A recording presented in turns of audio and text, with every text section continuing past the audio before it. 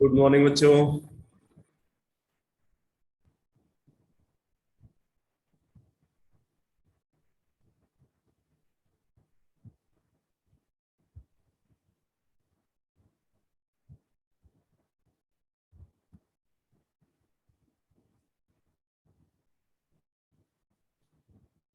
अरे मेरी आवाज सुन पा रहे हो नहीं?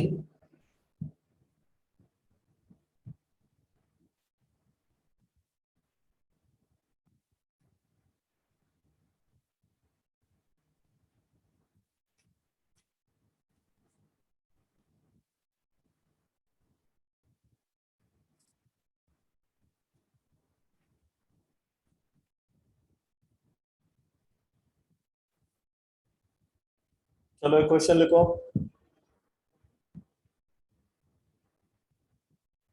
A potential difference of 30 kilovolt.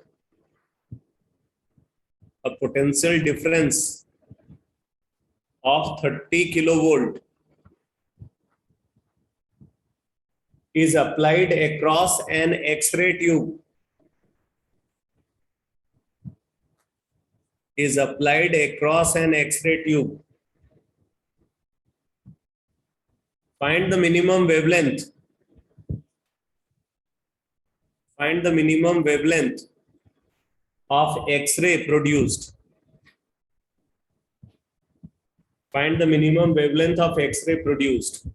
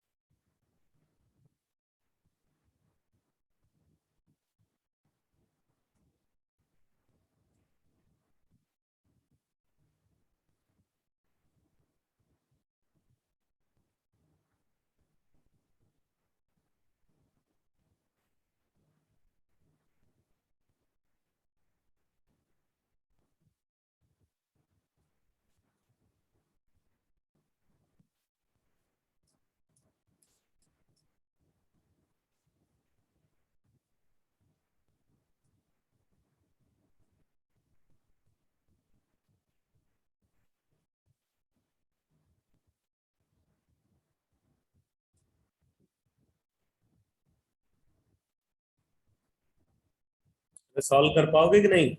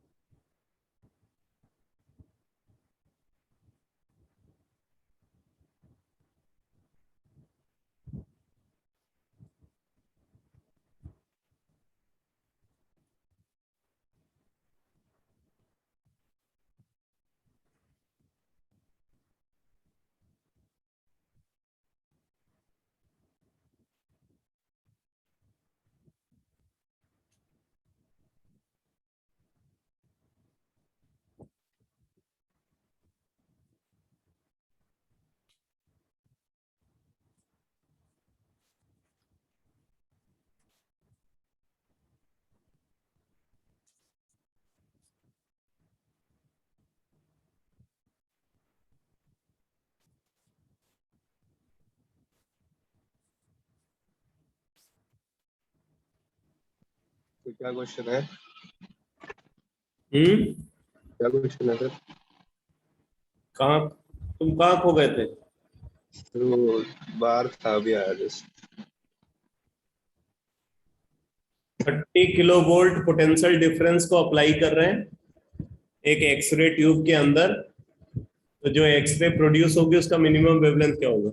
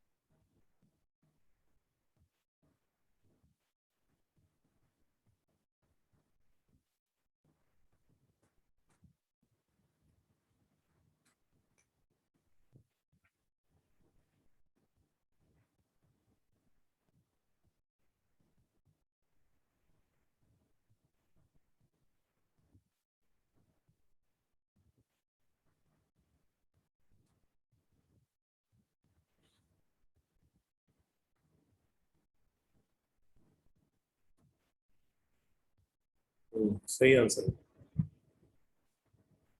यहाँ पे आप ये रिजल्ट को यूज करोगे, kinetic energy of cathode particle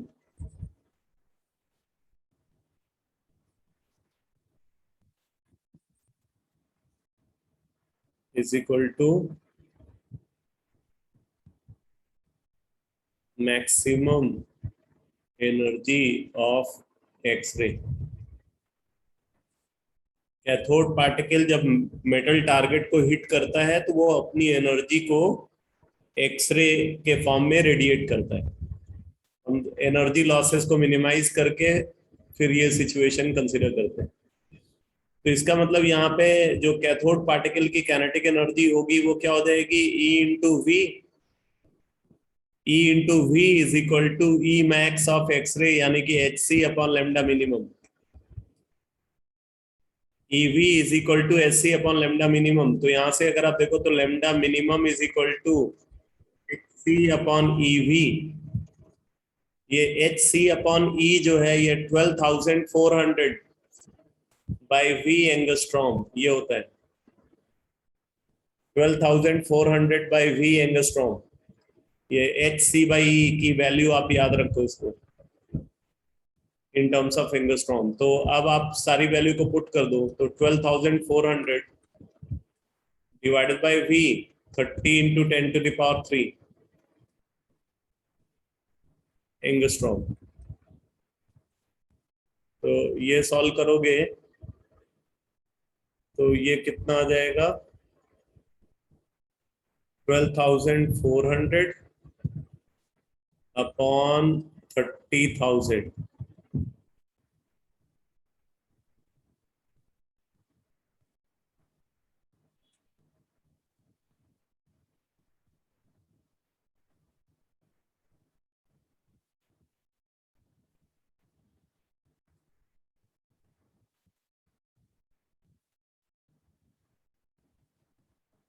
तो ये कैंसिल हो गया, तो ये आ जाएगा 0.411 एंगस्ट्रॉम,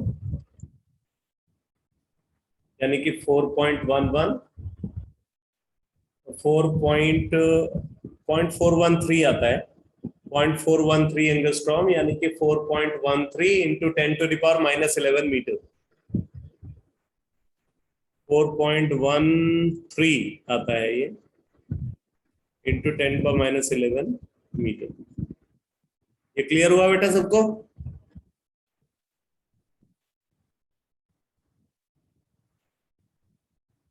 अरे ये समझ में आया? ये रिजल्ट ना फिजिक्स के पॉइंट ऑफ व्यू से ज्यादा इंपॉर्टेंट है बेटा। फिजिक्स में भी तो पढ़ा होगा इसको।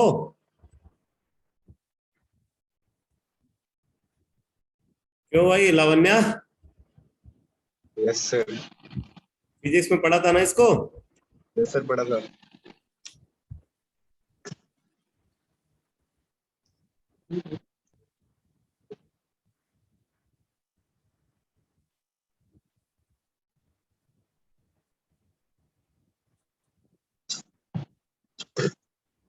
चलो नेक्स्ट क्वेश्चन लिखो।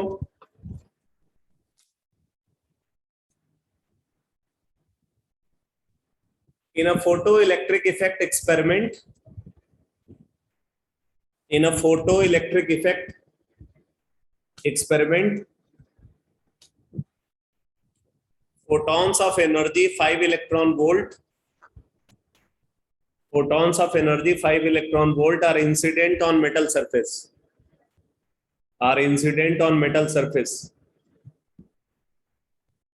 They liberate electrons. They liberate electrons which are just stopped. They liberate electrons which are just stopped by an electrode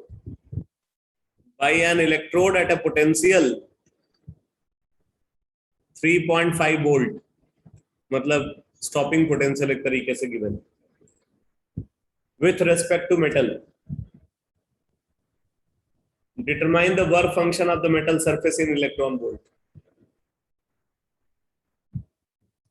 Determine the work function of the metal surface in electron volt.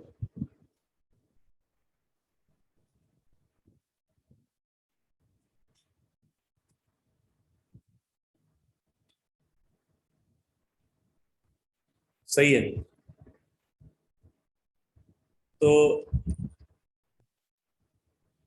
EVS होता है maximum kinetic energy and this is equal to h nu minus five, यानी कि EVS is equal to h nu minus five. तो 3.5 EVS हो गया, 3.5 electron volt is equal to 5 electron volt minus 5। तो 5 value यहां से आ जाएगी 1.5 electron volt.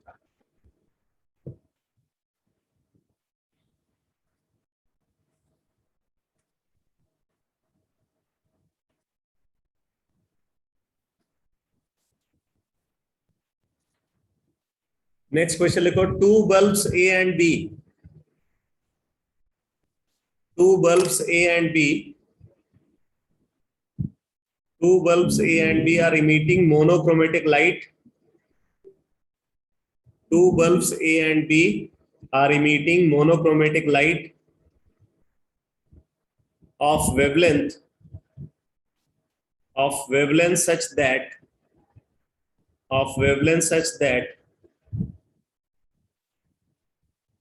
A can just ionize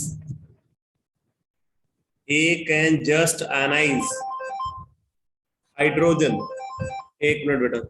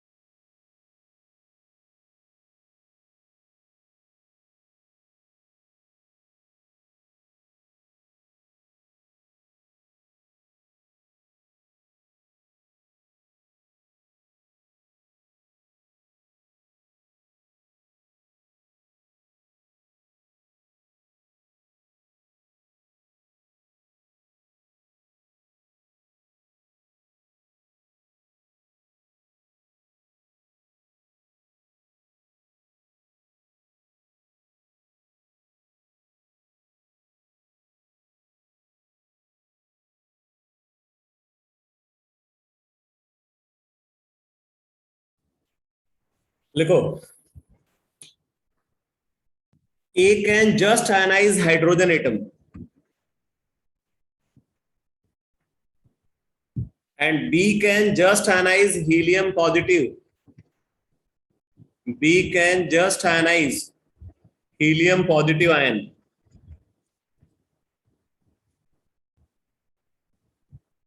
आगे लिखो, if the power of A and B, if the power of A and B are 30 watt and 60 watt respectively, 30 watt and 30 watt and 40 watt, 60 watt नहीं, 30 watt and 40 watt respectively.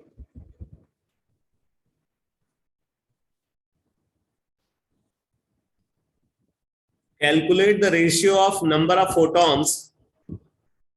Calculate the ratio of number of photons emitted per second. Calculate the ratio of number of photons emitted per second by bulb A to bulb B. Calculate the ratio of number of photons emitted per second by bulb A to bulb B.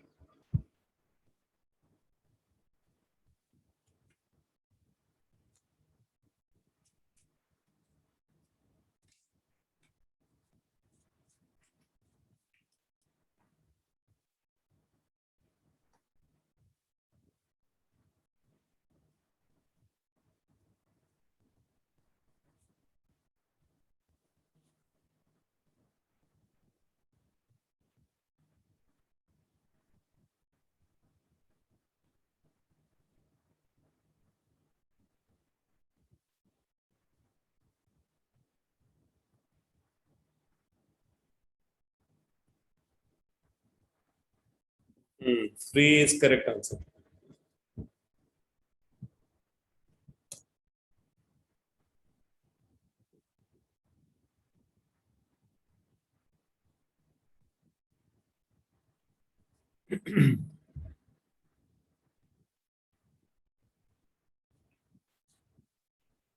तो यहाँ पे ionisation energy of hydrogen atom, तो अगर आप देखो तो ये है 13.6 electron volt, and ionisation energy of helium positive ion is equal to 13.6 into Z square electron volt, 54.4 electron volt. तो ये हाइड्रोजन एटम की और हीलियम पॉजिटिव आयन के आयनाइजेशन एनर्जी है. ऑब्वियसली ये जो एनर्जी है ये एनर्जी hc/λ a हो जाएगी और ये एनर्जी hc/λ b हो जाएगी. ठीक है, तो अब आप यहाँ पे लिख सकते हो जैसे Pa is equal to Na into hc/λ a, और Pb क्या हो जाएगा, Nb into hc/λ b. तो आप यहाँ पे लिख सकते हो, आपको Na/Nb चाहिए, bulb A to bulb B. हाँ ठीक है, तो Pa/Pb is equal to Na/Nb multiplied by hc/λ a 13.6 upon hc/λ b 54.4. ठीक है, तो यहां से वैल्यू पुट कर दो तो Na/Nb is equal to Pa/Pb. Pa/Pb क्या है, 30/40 इंटू 4/1. आप यहां से देखोगे 3 आ जाएगा. क्लियर है बेटा सबको?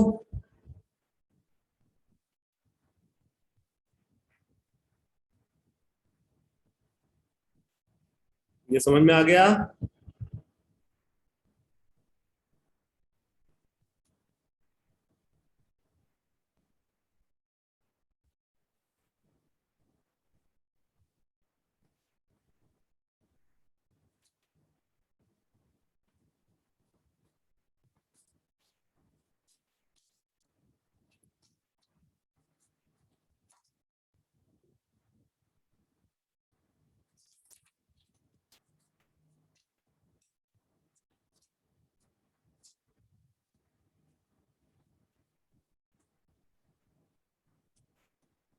नेक्स्ट क्वेश्चन लिखो।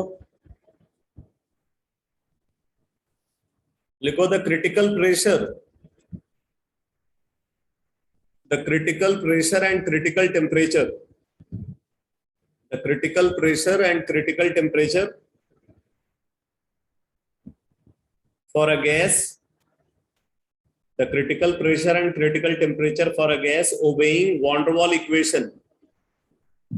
The critical pressure and critical temperature for a gas obeying van der Waal equation are 80 atmosphere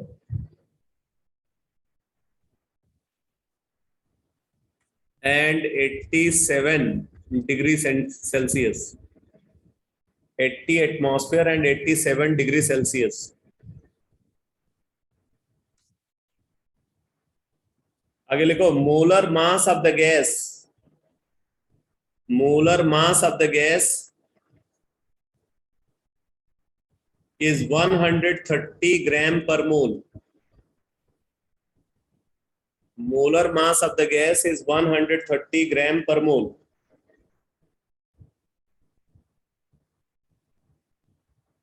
आगे लिखो the compressibility factor for the above gas. The compressibility factor for the above gas will be, the compressibility factor for the above gas will be smaller than unity. The compressibility factor for the above gas will be smaller than unity, smaller than unity under the following condition. Under the following condition: A option 1 atmosphere and 800 degree centigrade. B option 1 atmosphere and 1200 degree centigrade. C option 1 atmosphere and 1000 degree Celsius. D option 1 atmosphere and 1100 degree Celsius.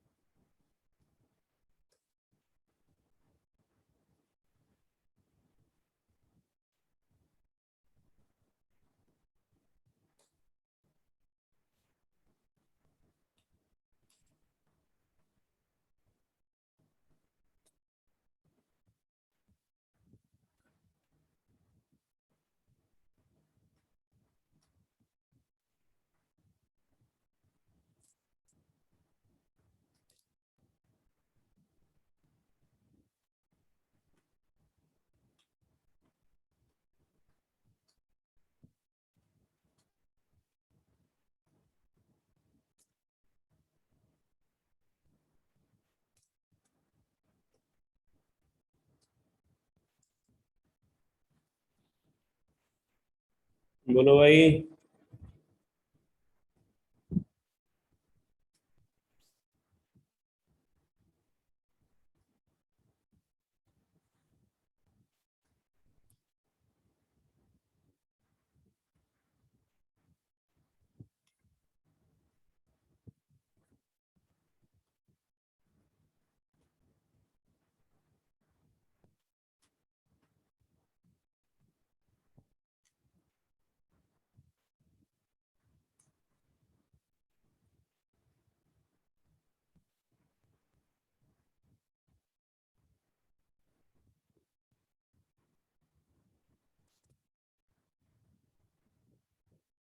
लगता है कोई idea है नहीं आपको problem को solve करने का।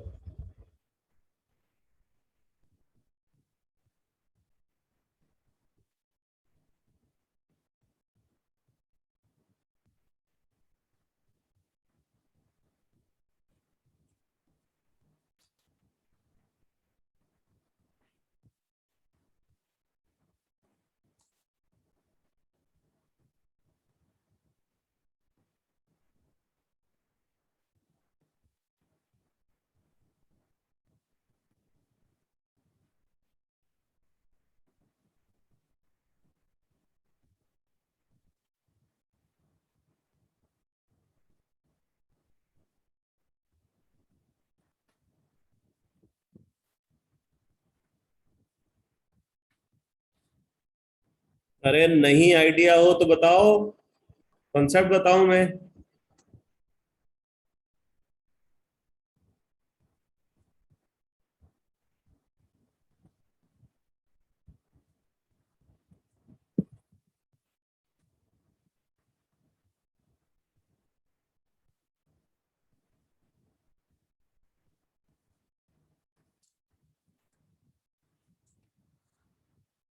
आपको पता है कि अगर कर्व ड्रॉ किया जाए between compressibility factor and pressure,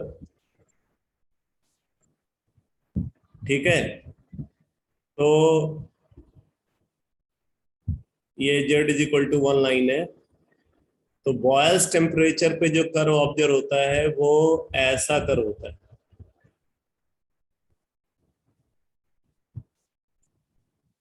और अगर टेम्परेचर बॉयल्स टेम्परेचर से ज्यादा है तो ऐसा कर्व ऑब्जर्व होता है। और अगर टेम्परेचर बॉयल्स टेम्परेचर से कम है तो ऐसा कर्व ऑब्जर्व होता है।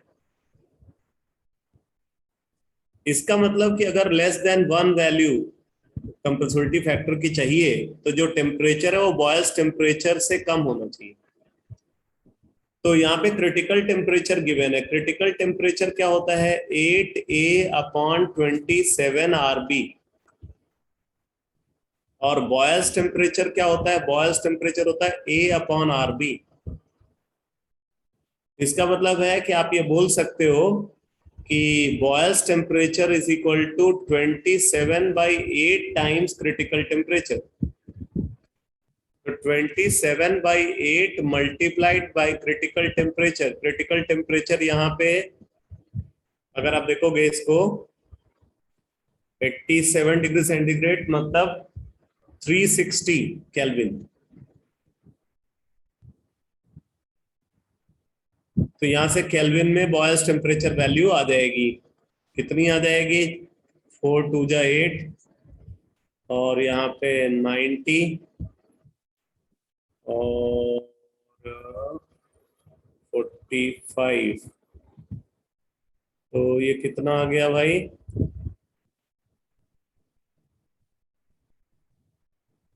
ये कितना आ जाता है सॉल्व करके? 27 × 45।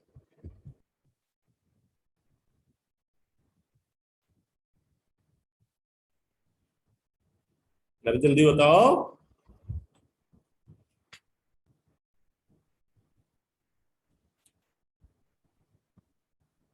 मानो तुम लोग 27 × 45 नहीं आ रहा है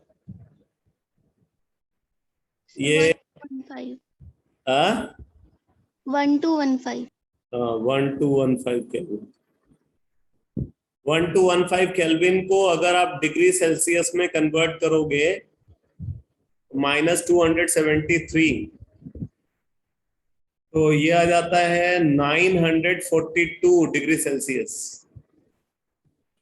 942 डिग्री सेल्सियस। तो अगर टेम्परेचर 942 डिग्री सेल्सियस से कम है तो compressibility factor value less than 1 low pressure condition में होगी। ठीक है, तो ऐसा एक ही ऑप्शन में दिख रहा है, तो ऑप्शन ए इज करेक्ट। आया समझ में?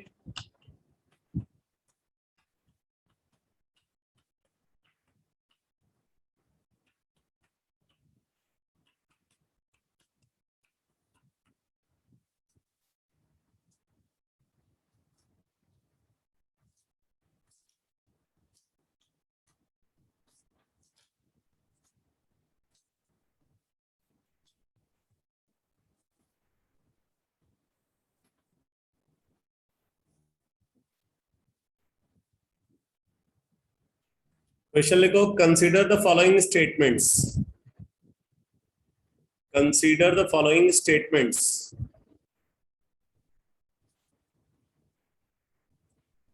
consider the following statements. देखो, the coefficient B in the virial equation of state, coefficient B in the virial equation of state, virial equation of state,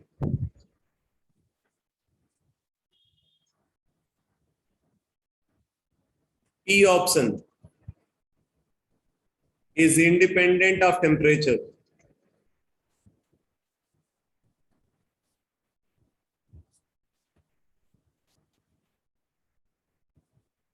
Is independent of temperature. Q is 0 is equal to 0 at Boyle's temperature, is equal to 0 at Boyle's temperature. Has the dimension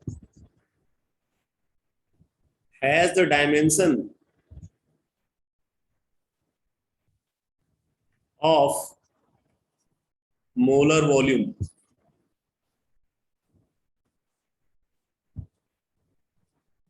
Has the dimension of molar volume.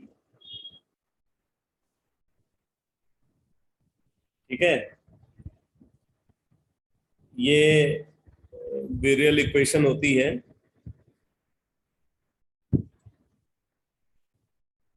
Z is equal to 1 plus B by Vm plus C by Vm square plus D by Vm cube and so on.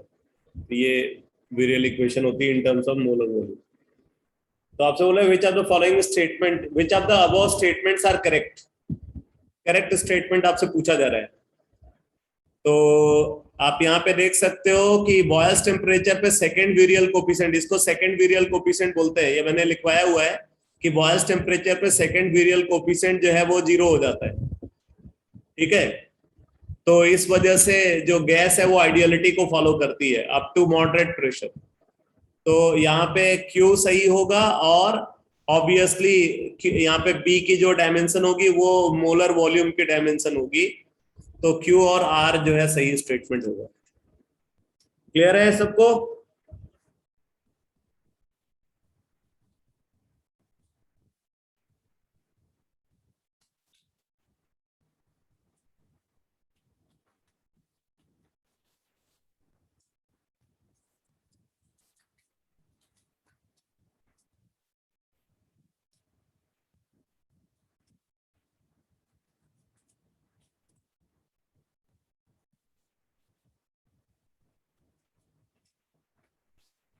चलो एक question लिखो, Fe2O3 solid,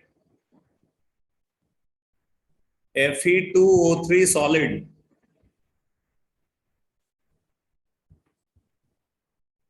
Fe2O3 solid may be converted to iron,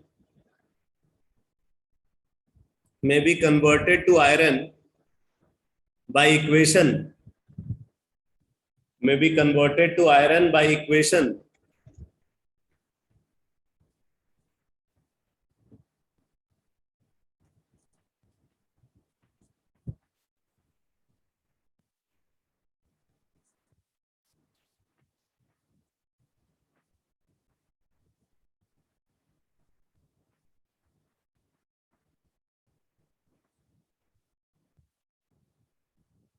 ये equation given है. अगर लिखो for which Kc is equal to 8, for which Kc is equal to 8, for which Kc is equal to 8 at temperature 800 Kelvin, at temperature 800 Kelvin, at temperature 800 Kelvin, what percentage of hydrogen remains unreacted at equilibrium? What percentage of hydrogen remains unreacted at equilibrium?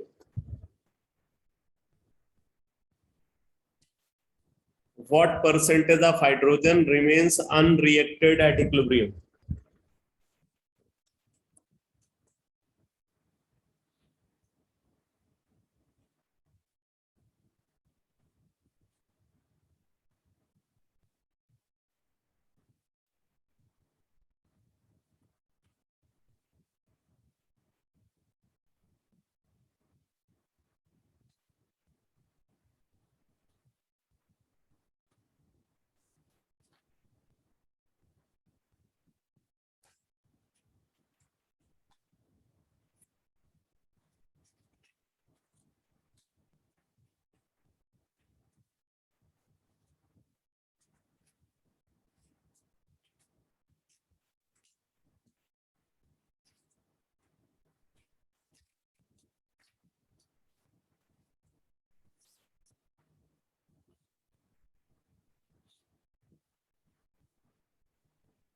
ठीक है, यहाँ पे आप देखो, अगर मान लेते हैं इसका 1 मोल है और इसका 0 है, तो इसका 1 माइनस अगर अल्फा है तो इसका भी अल्फा होना चाहिए। तो ऐसे सिचुएशन में आप ये लिखोगे कि यहाँ पे केपी केसी के एक्स के एन सब बराबर है, बिकॉज डेल्टा एन जी 0 है। तो आप इसको केसी को लिख सकते हो अल्फा अपॉन 1 माइनस अल्फा का क्यूब, और ये है 8, तो alpha upon 1 minus alpha is equal to 2। तो यहां से अगर आप देखोगे तो alpha is equal to 2 minus 2 alpha, तो अल्फा इज इक्वल टू 2/3 आ गया। तो 1 माइनस अल्फा 1/3 आ जाएगा। आपसे पूछा जा रहा है कितना परसेंटेज बचा हुआ है, ठीक है, तो ये बचा हुआ फ्रैक्शन है उसका 1/3। तो परसेंटेज अगर हम बात करें तो 1/3 into 100, 33.33%।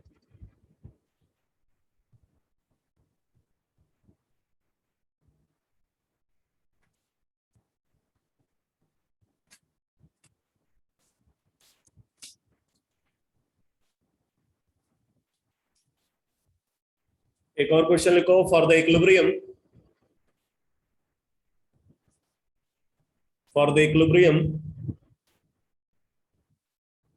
SrCl2.6H2O solid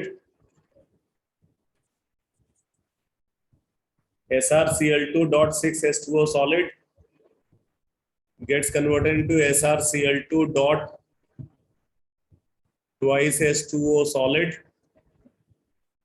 plus 4 water vapor.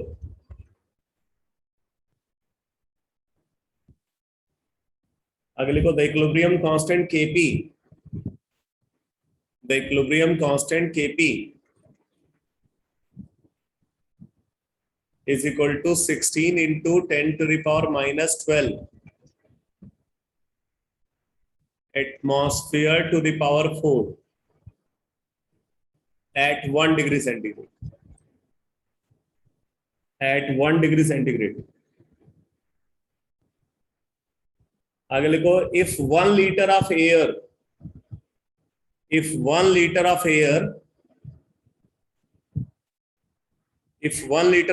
saturated with water vapor, if 1 liter of air saturated with water vapor at 1 degree centigrade, if 1 liter of air saturated with water vapor at 1 degree centigrade,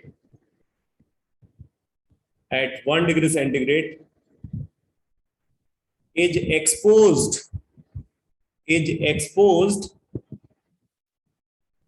to a large quantity of SrCl2 dot twice H2O solid, SrCl2 dot twice H2O solid, what weight of water vapor, what weight of water vapor will be absorbed, what weight of water vapor will be absorbed, what weight of water vapor will be absorbed if saturated vapor pressure of water, if saturated vapor pressure of water मतलब एक question, if saturated vapor pressure of water at 1 degree centigrade is equal to 7.6 torr, 7.6 torr,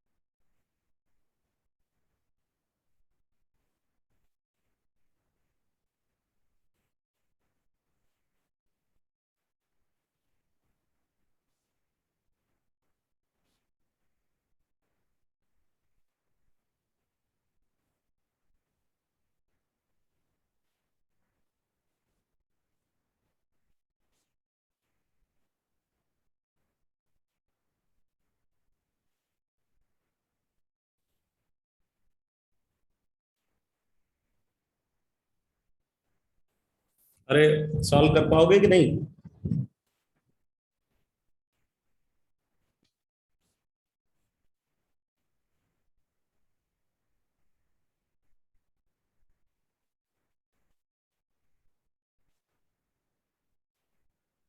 तो भाई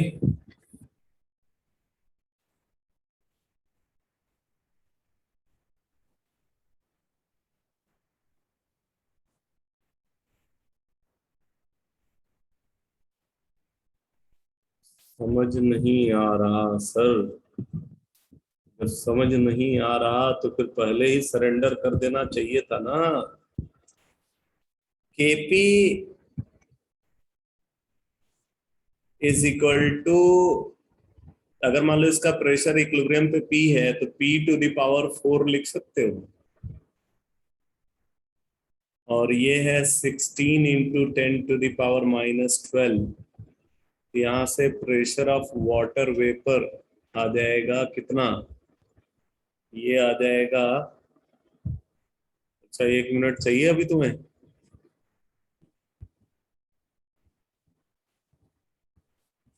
ये आ जाएगा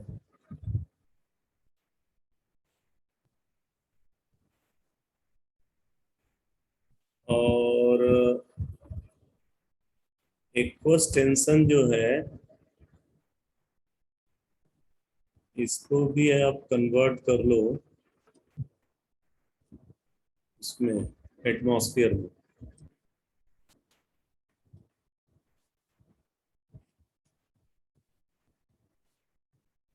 ये aqueous tension आ गया 10⁻² atmosphere.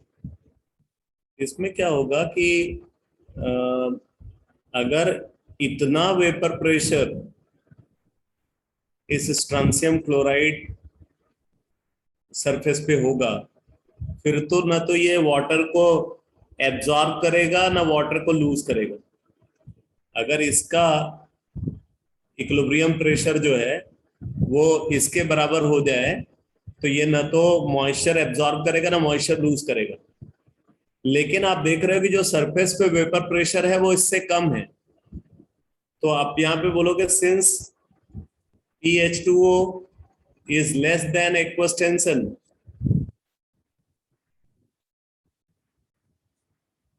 therefore SrCl2 dot twice H2O acts as deliquescent solid. Deliquescent solid मतलब ये मॉइस्चर एब्जॉर्ब करेगा, डेलिक्विसेंट है, मॉइस्चर लूज नहीं करेगा, एब्जॉर्ब करेगा। अब बात आती है कि कितना अमाउंट ऑफ वाटर जो है एब्जॉर्ब होगा, तो number of mole of water absorbed is equal to delta PV upon RT. Delta PV upon RT ये होना चाहिए, डेल्टा PV अपॉन RT।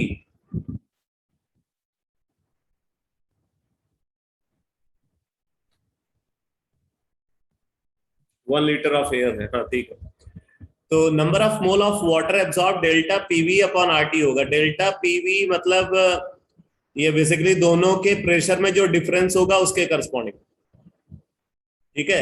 ये तब तक मॉइस्चर एब्जॉर्ब करता रहेगा जब तक कि इसके सरफेस पे जो वेपर प्रेशर है वो एक्वस टेंशन के बराबर नहीं हो जाता, इसलिए हम यहाँ पे डेल्टा PV कंसिडर कर रहे हैं। तो अब आप देखो तो ये हो जाएगा 10⁻² माइनस 2 इंटू 10⁻³ डेल्टा P हो गया into V 1 litre, 1 litre air को कंसिडर किया है, अपॉन R वैल्यू क्या हो जाएगी 0.0821 multiplied by temperature 274 1 degree centigrade. अब इससे आप सॉल्व कर लोगे, ये इतना मोल आ जाएगा। और आपसे यहाँ पे इसका मास पूछा है, what weight of water vapour will be absorbed, तो multiplied by molecular mass of water. ठीक है, तो उसको सॉल्व कर लोगे तो आंसर आ जाएगा। मेथड समझ में आ गया बेटा सबको?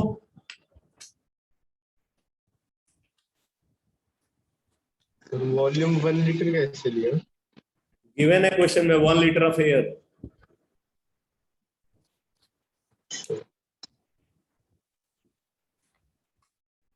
तो ये आ जाता है सॉल्व करके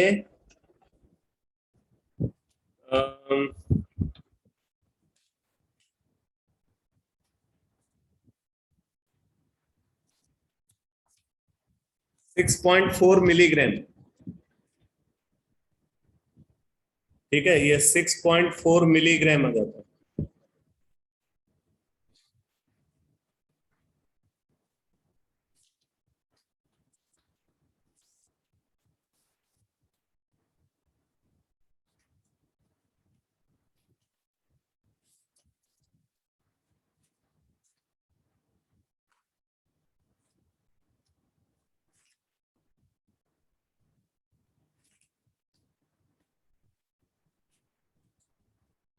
चलो नेक्स्ट क्वेश्चन लिखो।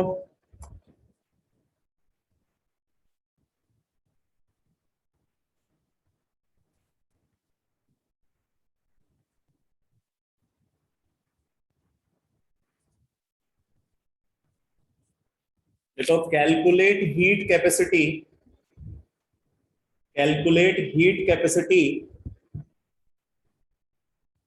calculate heat capacity of a diatomic ideal gas diatomic ideal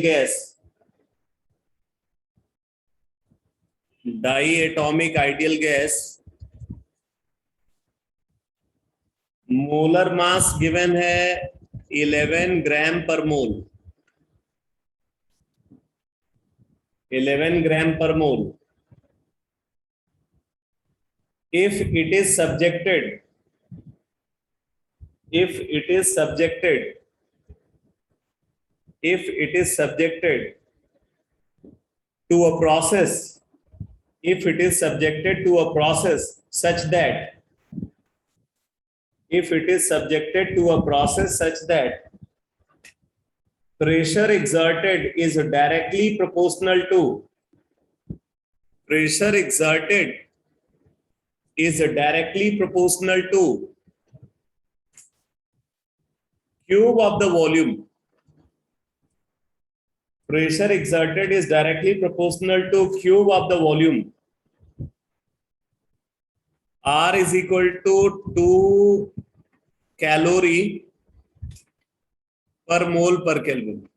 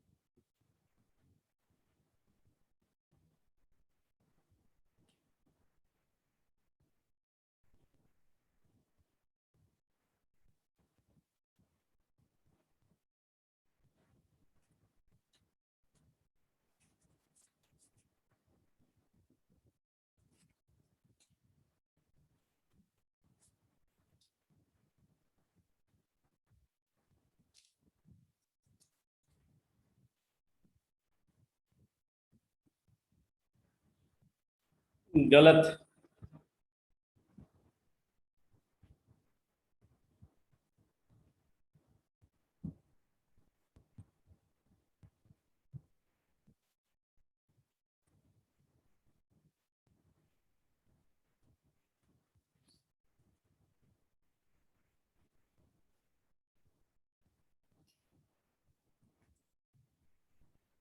अभी एक भी आंसर जो है सही नहीं आया।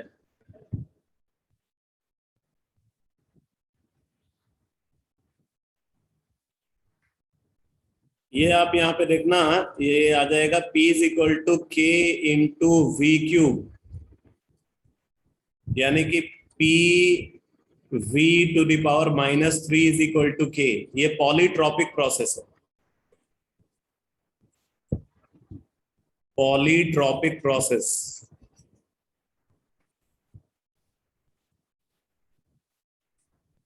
यहाँ पे n वैल्यू -3 है, तो n अगर -3 है तो हमें यहाँ पे निकालना है इसका c। तो c is equal to CV plus R upon 1 minus n।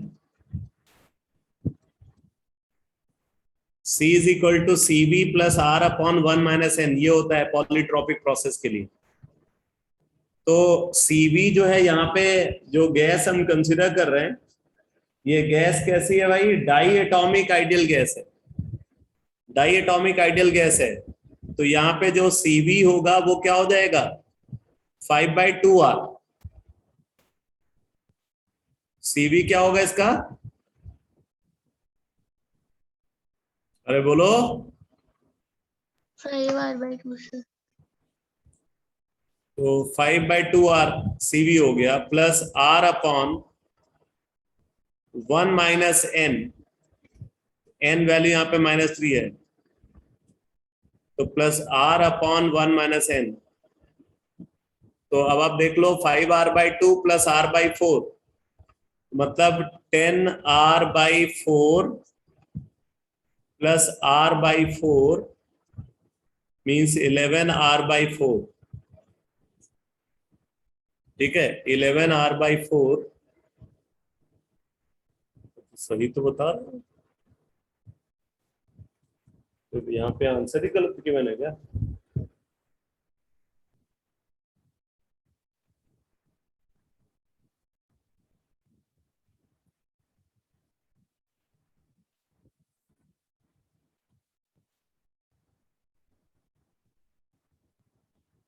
Heat capacity of a diatomic ideal gas।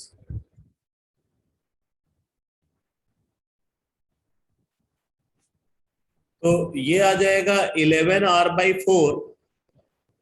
तो 11 इंटू R वैल्यू 2 है बाई 4, तो 22/4 5.5 आ जाएगा। 5.5 कैलोरी पर मोल पर केल्विन आएगा बेटा, कैलोरी पर मोल पर केल्विन। वैसे यहाँ पे कुछ ऑप्शन जो है ना वो कैलोरी पर ग्राम पर केल्विन के टर्म्स में भी गिवन, तो ये कैलोरी पर मोल पर केल्विन है। ठीक है, तो अब जो ऑप्शन गिवन है फर्स्ट ऑप्शन 5 कैलोरी पर मोल पर केल्विन, ये तो नहीं है।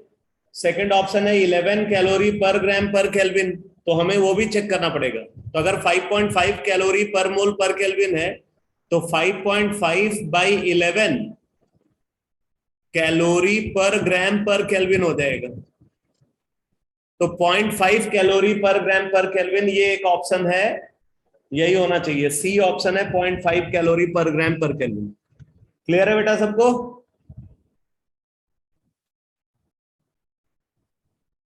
कैलोरी पर मोल पर केल्विन वाला ऑप्शन नहीं मैच कर रहा था, तो हमने कैलोरी पर ग्राम पर केल्विन वाले ऑप्शन को चेक किया, इसीलिए यहाँ पे मॉलिक्यूलर मास भी गिवन था।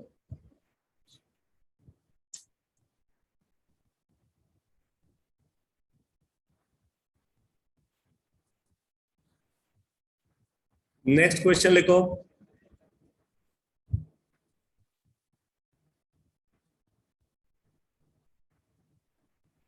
लिखो which of the following options consist Which of the following options consist of only intensive parameters? Which of the following options consist of only intensive parameters? Only intensive parameters. Option बोलूं?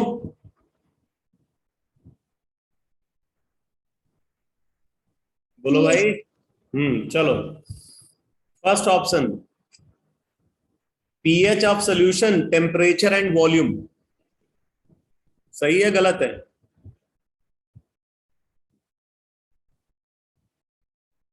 pH of solution, temperature and volume, only intensive parameters। किस वजह से?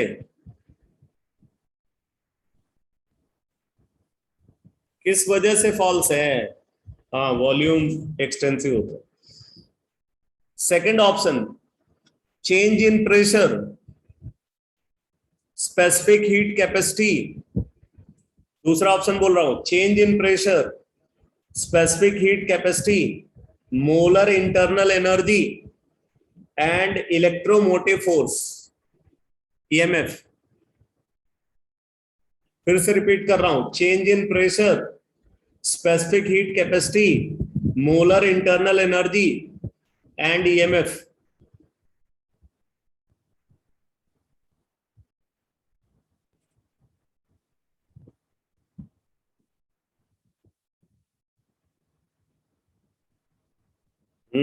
True है। चाहे pressure low या change in pressure low, दोनों intensive होंगे। Specific आ रहा है स्पेसिफिक हीट कैपेसिटी में, इसलिए ये तो इंटेंसिव होना ही चाहिए। मोलर टर्म आ रहा है मोलर इंटरनल एनर्जी में, तो ये भी इंटेंसिव होना चाहिए। और आपको पता है इलेक्ट्रोड पोटेंशियल और EMF भी इंटेंसिव होते हैं। तो बी ऑप्शन जो है, इसमें सारे टर्म्स जो है वो इंटेंसिव है, तो बी होना चाहिए। तीसरा है resistance, molar mass, vapour density. Resistance, molar mass, vapour density.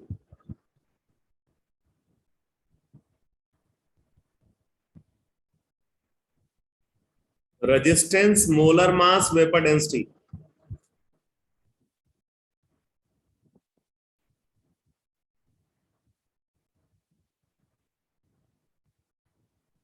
बोलो भाई।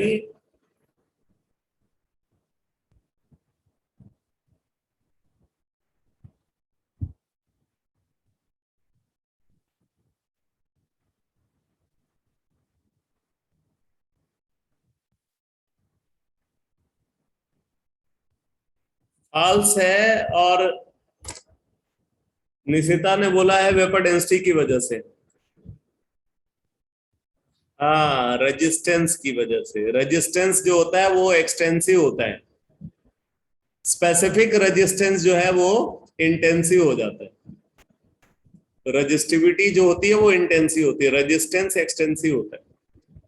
वेपर डेंसिटी बेटा, वेपर डेंसिटी डेंसिटीज का रेशियो है, डेंसिटी इंटेंसिव होती है। ठीक है, तो वो ये भी इंटेंसिव ही रहेगा। वेपर डेंसिटी इंटेंसिव है, मोलर मास तो होगा ही इंटेंसिव।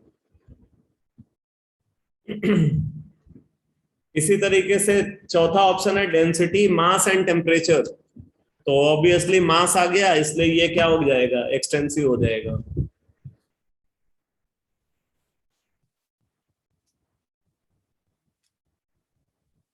चलो अगला question. 4 samples of ideal gas. ठीक है, 4 samples of ideal gas containing same moles, containing same moles and initially at same temperature and pressure. मतलब N T Ti Pi ये same है।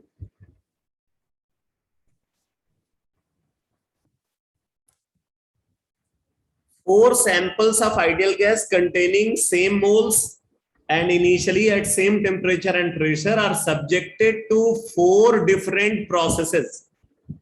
Are subjected to 4 different processes.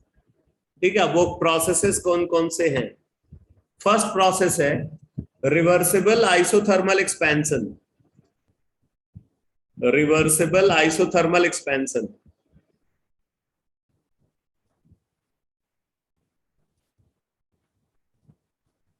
Reversible isothermal expansion, ठीक है। Second process है irreversible isothermal expansion. Irreversible isothermal expansion against final pressure, मतलब external pressure final pressure ही है, against final pressure. Third option adiabatic reversible expansion, reversible adiabatic expansion, ठीक है। और fourth option है adiabatic irreversible expansion against final pressure.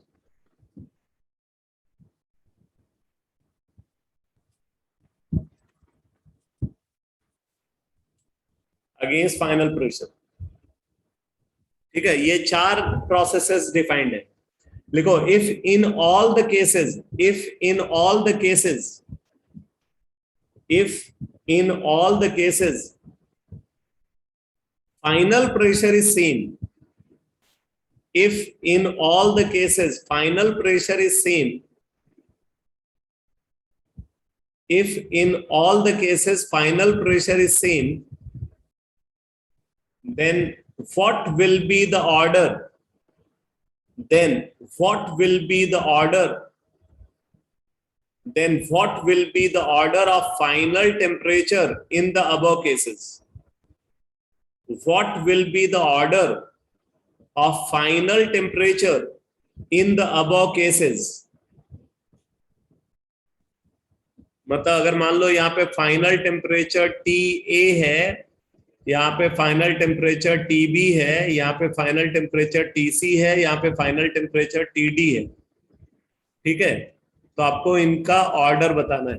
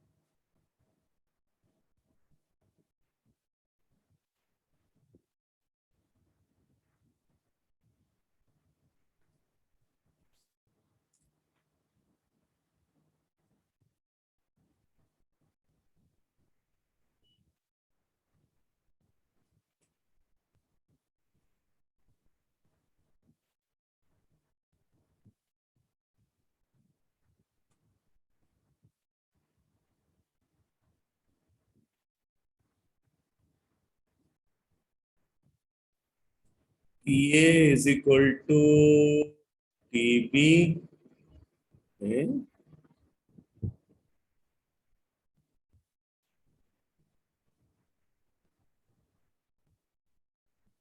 TA is equal to TB is greater than TC is equal to TD।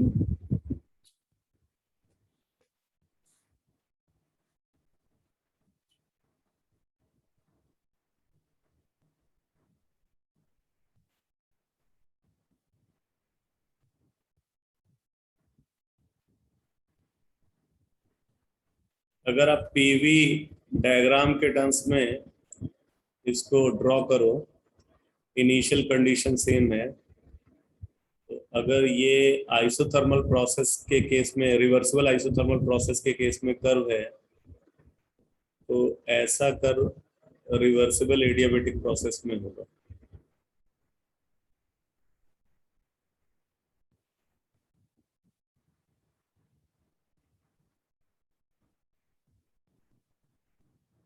यहाँ पे बोल रहा है कि फाइनल प्रेशर जो है वो सेम है, मतलब ये इनिशियल प्रेशर है और ये इनिशियल वॉल्यूम।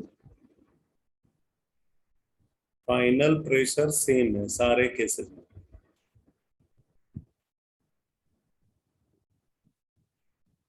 ठीक है, तो आप ये देख सकते हो कि जो आइसोथर्मल प्रोसेस होगा उसमें टेम्परेचर कांस्टेंट रहेगा। आइसोथर्मल प्रोसेस में टेम्परेचर कांस्टेंट रहेगा, चाहे आप रिवर्सिबल कंसीडर करो या इरिवर्सिबल कंसीडर करो। आइसोथर्मल प्रोसेस में टेम्परेचर कांस्टेंट रहेगा, चाहे रिवर्सिबल को कंसीडर करो या इरिवर्सिबल को कंसीडर करो। तो इरिवर्सिबल में भी फाइनल टेम्परेचर सेम होगा। तो ऐसी सिचुएशन में आप ये, अच्छा एक और चीज देख रहे हो कि एडियाबेटिक एक्सपेंशन जब होता है ना तो कूलिंग होती है, मतलब टेम्परेचर डिक्रीज करता है। तो आइसोथर्मल प्रोसेस के कंपेयर में एडियाबेटिक प्रोसेस में टेम्परेचर कम होगा। तो हम ये बोल सकते हैं कि जो टीए है और टीबी ये बराबर होंगे और ये ग्रेटर होंगे टीसी और टीडी से। अब क्वेश्चन ये उठता है कि टीसी और टीडी में ये क्या ये दोनों वैल्यूज बराबर होंगी या ये डिफरेंट होंगी। अगर डिफरेंट होंगी तो ऑर्डर क्या है इनका। ठीक है, अगर ये बराबर है तो इनका ऑर्डर फिर तो ठीक है, और अगर ये डिफरेंट है तो इनका ऑर्डर क्या है। तो आप मुझे ये बताओ कि रिवर्सिबल एडियाबेटिक एक्सपेंशन में ज्यादा वर्क होता है या इरिवर्सिबल एडियाबेटिक एक्सपेंशन में।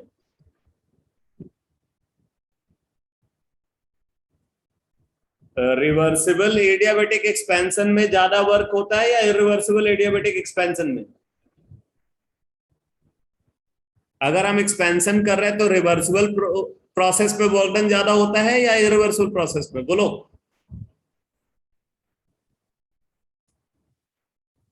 रिवर्सिबल। ठीक है, तो during expansion W reversible is greater than W irreversible, ये होता है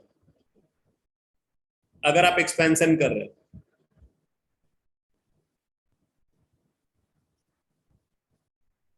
ठीक है, तो ऐसी सिचुएशन में जो रिवर्सिबल एडियाबेटिक प्रोसेस होगा, क्योंकि वहां पे हीट ट्रांसफर तो हो नहीं रहा है एडियाबेटिक प्रोसेस में, तो जो भी वर्क डन हो रहा है वो इंटरनल एनर्जी चेंज के बिहाफ हो रहा है। इंटरनल एनर्जी चेंज के बिहाफ वर्क डन हो रहा है। तो क्योंकि रिवर्सिबल प्रोसेस में ज्यादा वर्क डन हो रहा है तो रिवर्सिबल प्रोसेस में इंटरनल एनर्जी चेंज भी ज्यादा होगा। ये बात समझ में आ रही है। Yes sir. तो अगर internal energy change reversible process में ज्यादा हो रहा है तो नेचुरल सी बात है कि final internal energy reversible adiabatic expansion में सबसे कम होगी, और इंटरनल एनर्जी जितनी कम होगी टेम्परेचर भी उतना कम होगा। तो इसलिए हम बोलेंगे ये ऑर्डर होना चाहिए। आया समझ में।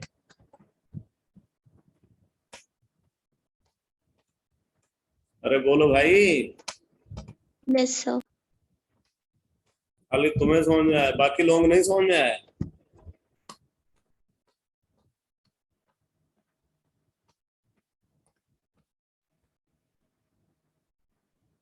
अरे लावण्या तुझे क्या हो गया भाई।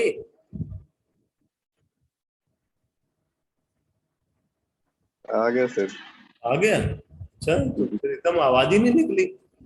नहीं सर, वो मैं सोच रहा था कि मैंने गलत कैसे निकाल दिया। तो तू सोच रहा था कि तूने गलत कैसे सोच लिया है? ये तो सोच रहा था कि तूने गलत कैसे सोचा।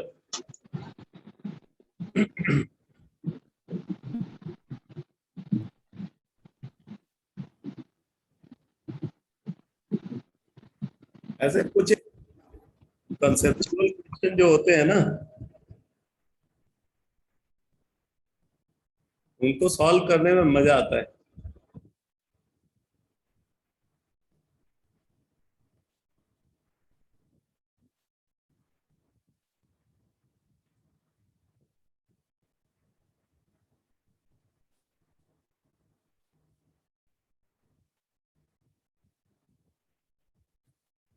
लिखो 0.5 mole each, 0.5 mole each of two ideal gases, 0.5 mole each of two ideal gases, A CV 5/2R है and B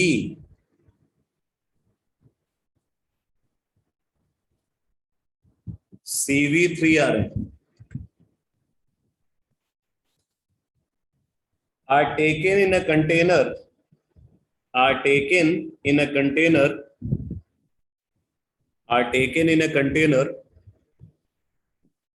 and expanded reversibly and adiabatically, and expanded reversibly and expanded reversibly and adiabatically,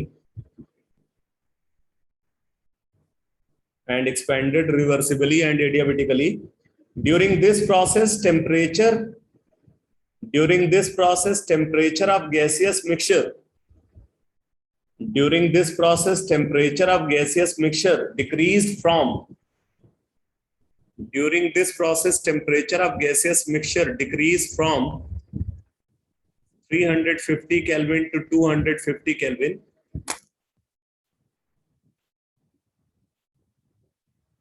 350 Kelvin to 250 Kelvin. Final, calculate final delta H, calculate नहीं, final नहीं, calculate delta H for the process, calculate delta H for the process,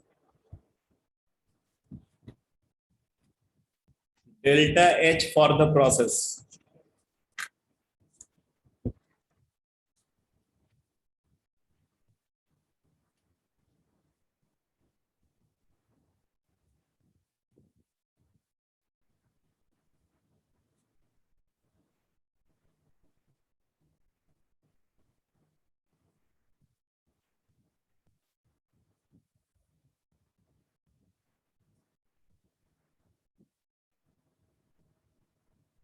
delta H 0, अच्छा नहीं sir, गलती से हो गया। गलती से तो नहीं हुआ बेटा, कुछ सोचा था तुमने, फिर बाद में फिर सोचते।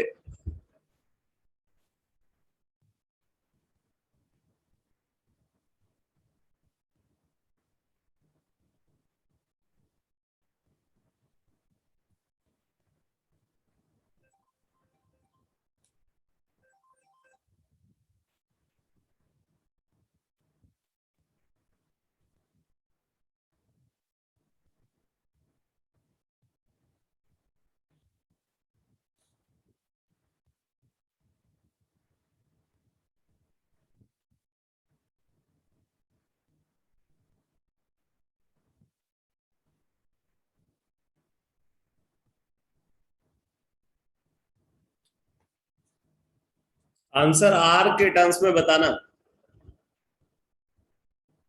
सर बताया मैंने चैट बॉक्स में।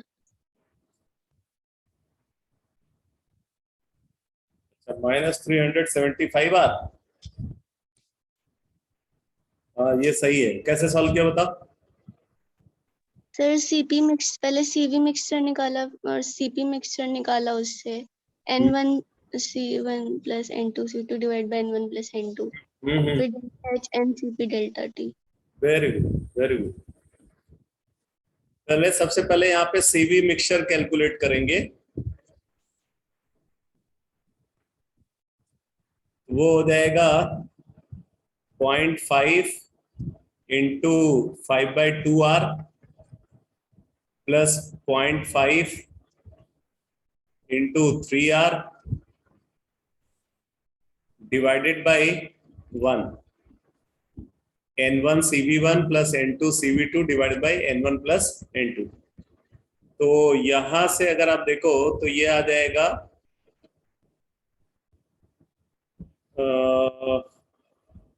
कितना आ जाएगा भाई, ये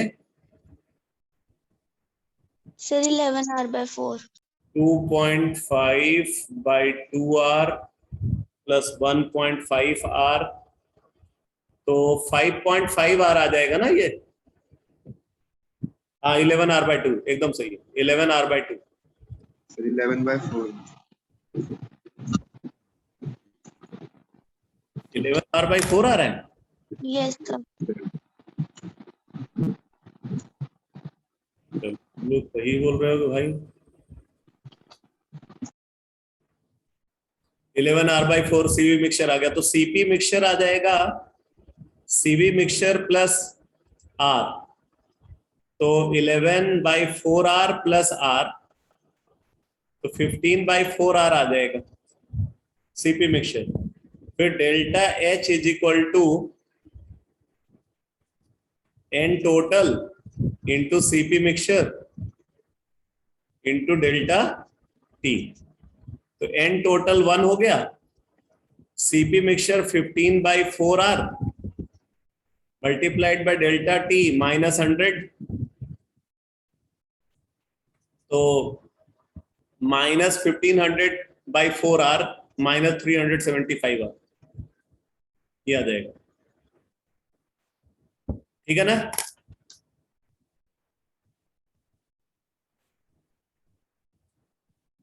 आ गया समझ में सबको? सबको मतलब जिन्होंने आंसर नहीं किया है उनको जरूर समझ में आना चाहिए। Yes sir. चलो ठीक है भाई, तो आज तुम्हारा सॉलिड स्टेट तो मैं नहीं ले पाया, गैसियस स्टेट पे अब मैं प्रॉब्लम नहीं कराऊंगा, ठीक है। एटॉमिक स्ट्रक्चर केमिकल इक्विलिब्रियम भी ऑलमोस्ट कंप्लीट है, जो भी वैरायटी प्रॉब्लम्स की देनी थी वो सब कवर कर लिया है। तो एटॉमिक स्ट्रक्चर, थर्मोडायनामिक्स और सॉलिड स्टेट बोल रहे थे आप, तो इन चैप्टर्स को आप कंसिडर करेंगे, एटॉमिक स्ट्रक्चर, थर्मोडायनामिक्स और सॉलिड स्टेट। क्लियर है? Yes, sir.